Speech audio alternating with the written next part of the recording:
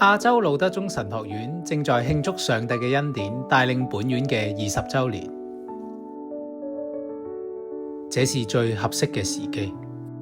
20年前，2005年5月29日，羅永志博士喺亞洲路德宗神學院宣講了學院嘅開幕典禮講道，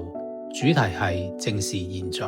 3年前，威斯康辛路德會 Wales 嘅世界宣教部一份委託計劃書，目標係透過福音觸及東亞地區。喺計劃書裏邊引用了哥林多後書6章1至2節，身為上帝的同工，我們勸你們不要辜負他的恩典，因為他說，在悅納的時候我應允了你，在拯救的日子我幫助了你。看啊，現在正是悅納的時候，看啊，現在正是拯救的日子。他們強調培訓中國基督徒成為牧者及傳道人嘅迫切性。位於香港神學院將服侍香港、台灣及東亞地區培訓新一代嘅牧師，深化聖經知識，並且預備中文教材。上帝喺合適嘅時機安排了合適嘅人選。香港南亞路德會主席謝達超牧師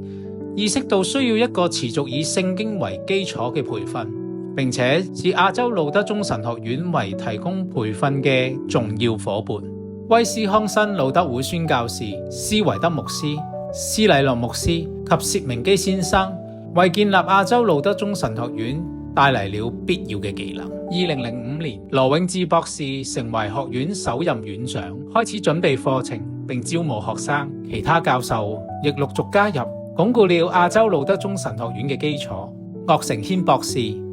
韋思敬博士、唐建倫博士、溫以樂牧師、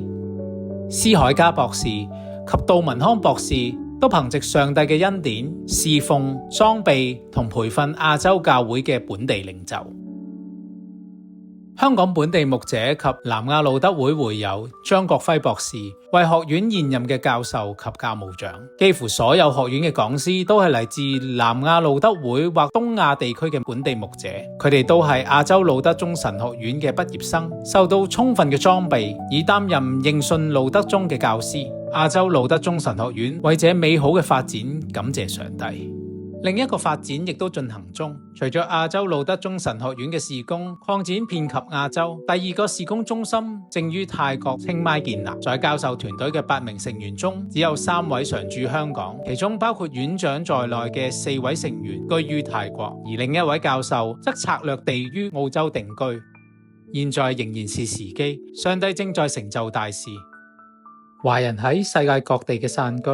為亞洲路德宗神學院提供了新嘅機遇，打開了服侍嘅地區，分佈於亞洲、歐洲、澳洲同北美4大洲學生嘅門戶。喺香港同清邁設有教學中心，令到亞洲路德宗神學院能有效服侍位於整個亞洲及世界各地嘅華語使用者。然而，亞洲路德宗神學院嘅擴展不僅係為了服侍華語嘅使用者嘅群體。2023年1月，亞洲路德宗神學院成為一間服侍整個亞洲區域性嘅神學院，集中了原本由個別宣教士進行嘅工作。亞洲路德宗神學院嘅一個新分支區域神學教育計劃係與姊妹教會合作，提供持續性嘅培訓，並且作為修讀亞洲路德宗神學院課程嘅入門途徑。亞洲路德宗神學院亦將多語言製作部 TEL 課程納入其學位課程中。透過 TEL， 亞洲路德宗神學院已經開始為亞洲各地嘅本地領袖提供網上證書程度培訓。TEL 課程嘅畢業生可以銜接到亞洲路德宗神學院嘅學位課程。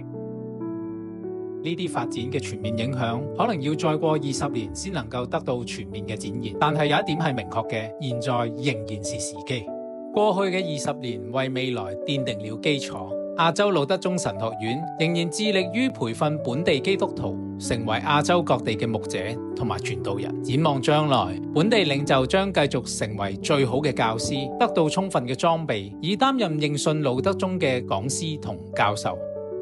看啊，在悅納的時候我應允了你，在拯救的日子我幫助了你。現在仍然是時機。